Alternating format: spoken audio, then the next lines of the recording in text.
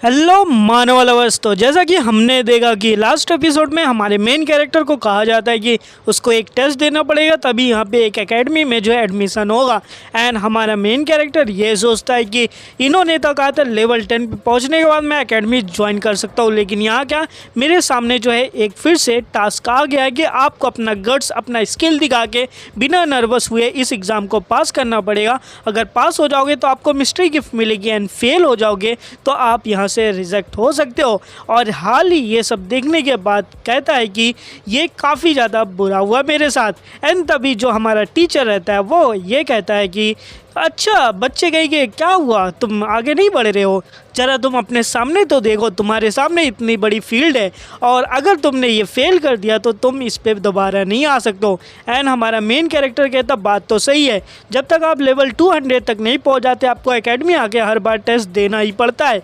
और अगर मैं इस बार फेल हो गया तो एकेडमी मेरे को कोई एक्सेप्ट करेगी नहीं, क्योंकि ये एक ही मस्केटियर की एकेडमी है जहाँ पर मैं अपना स्नाइपर का जो टैलेंट है उसको बढ़ा ही सकता हूँ। वैसे भी जो एक स्नाइपर होता है वो कोई ऑर्डिनरी आदमी की तरह तो नहीं होता या फिर ऑर्डिनरी गन चलाने की तरह नहीं होता, उनके पास एक अलग ही तरीके की होती है। वैसे भी क्वेस्ट होने वाली क्या है, मैं ईजिली जो है किसी को भी शूट कर सकता हूँ क्योंकि मेरे को एक्सपीरियंस भी है, तो इसलिए मैं पीछे तो नहीं हटने वाला, क्योंकि एक कदम पीछे लेते तो 2 कदम आगे बढ़ के हम अटैक करते हैं।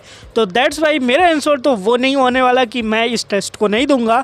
तो बिना कुछ किए हुए बिना कुछ हारे हुए मैं इस टेस्ट को जरूर दूंगा।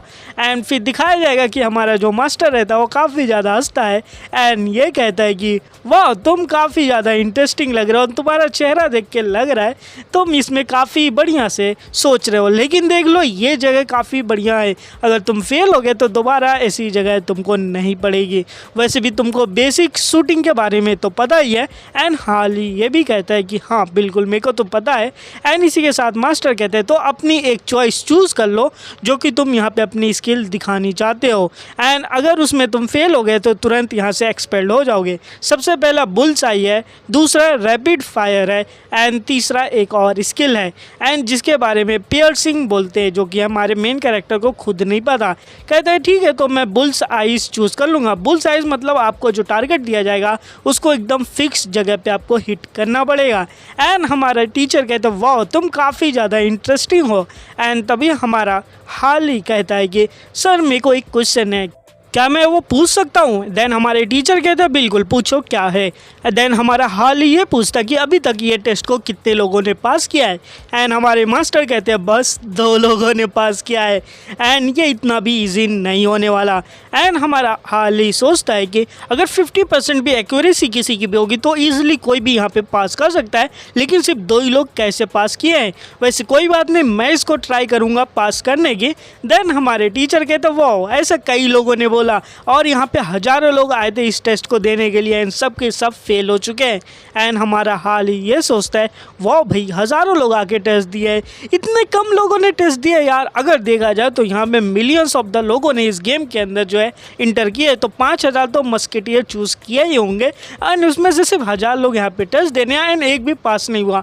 तो सोच सकते हो कि कैसे इतना हार्ड टेस्ट होता है। वैसे कोई बात नहीं, टारगेट बस 40 मीटर ही दूरी पे है तो मैं इजिली हिट कर ही सकता हूँ। एंड जो हमारे मास्टर रहते हैं वो टारगेट के पास जाते हैं जो कि एक स्केयर करो दिखाई देता है। एंड हमारे मतलब हमारा मेन कैरेक्टर सोचता है ये इजी है, लेकिन भाई वो स्केयर क्रो को पास करके आगे बढ़ जाते हैं एंड स्केयर क्रो भी लाइक वाह मैं बच गया। एंड हमारा हाल ही ये सोचता है कि भाई ये आगे कहाँ जा रहे हैं, 50 मीटर इतना दूर जा रहे हैं, हमें उतना दूर हिट करना पड़ेगा क्या? लेकिन नहीं, ये क्या और आगे चलेगा 55 मीटर, कोई बात नहीं इतना भी इम्पॉसिबल नहीं है यहाँ पे हिट करना, मैं हिट कर ही सकता हूँ। लेकिन तभी हमारा हाल ही ये सोचता है कि मेरे को यहाँ पे लेकिन हिट क्या करना होगा। लेकिन तभी दिखाया जाएगा कि मास्टर अपने हेड से जो है एक फेदर निकाल के दीवार के ऊपर लगा देते हैं, कहते हैं तुम्हारा ये टारगेट है। एंड हमारा हाल ये देख के परेशान कि इतना छोटा सा टारगेट दिया और उसको बुल्स आइज पे मारना है। अगर देखा जाए तो बड़ी सी ईगल को 100 मीटर पे मारना कोई बड़ी बात नहीं है, क्योंकि वो इजीली कहीं भी लग ही जाएगा। अगर इसको देखा जाए तो मारना काफ़ी ज़्यादा मुश्किल है क्योंकि एक डॉट की तरह है एंड उस डॉट पे मेरे को मारना है। लेकिन कोई बात नहीं, मैं इसमें कुछ ही नहीं कर सकता, मेरे को तो इस टेस्ट को पास करना पड़ेगा। वैसे भी इससे अब पीछे जाने का कोई फ़ायदा तो होगा ही नहीं, तो मेरे को जो है पूरी अपनी प्रिपरेशन को कर ही लेनी चाहिए। तो बस या तो करो या फिर मरो। अब एक ही रास्ता इस टेस्ट को पास करने के लिए मेरे को अपनी जो रियल लाइफ की स्किल है उसको यूज़ करना पड़ेगा। उसके साथ मेरे को अपना सिंक्रोनाइजेशन रेट बढ़ा देना चाहिए। सिंक्रोनाइजेशन रेट को मैक्सिमम करते हैं ताकि कि आपकी गेम में जो बॉडी है एंड रियल लाइफ में जो बॉडी है उन दोनों का मेल सामने से हो सके।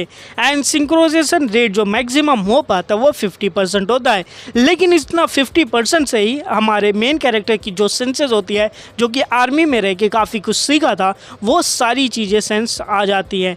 एंड हमारा मेन कैरेक्टर को ये सारी स्किल प्राप्त हो जाती है कि वो अपने सेंस को काफ़ी अच्छे से यूज़ कर पा रहा है। तो कहता है कि ये काफ़ी अच्छा होगा मेरे को यूज़ करने के लिए। एंड अपने सिंक्रोनाइजेशन को पूरी तरीके से एक्टिवेट कर लेता है। इवन सिस्टम भी वार्निंग देता है कि देखो अगर तुम कुछ भी करते हो आपके पास पावर तो आ जाएगी, लेकिन आपकी डेथ हो सकती है, तो इसकी गारंटी हम नहीं लेते। लेकिन हमारा मेन कैरेक्टर सब करने के बाद अब रेडी हो चुका है एंड अपनी बुलेट को बाहर निकाल लेता है कि रेडी हो जाते हैं लोडिंग के लिए। एंड हमारे मास्टर कहता है वाह लोडिंग करना शुरू भी कर दिया, कोई बात नहीं, अच्छी चॉइस है कि तुमने जो है रैपिड फायर नहीं चूज़ किया, वरना तुम तो अभी डिस्क्वालीफाई हो ही जाते।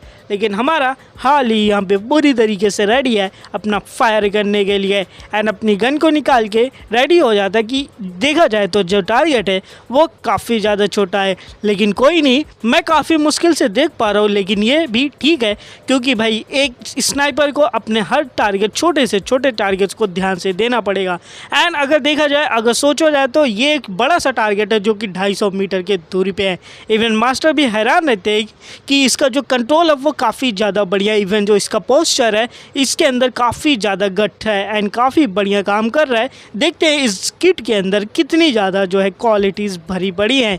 एंड हमारा मेन कैरेक्टर ये कहता है कि मैं इसको बहुत मुश्किल से देख पा रहा हूँ, लेकिन अपनी टारगेट को जितना ध्यान से तुम देखोगे वो टारगेट तुम्हें ऑटोमेटिकली बड़ा दिखाई देने लगता है, तो इसलिए अपने टारगेट को ध्यान से देखो।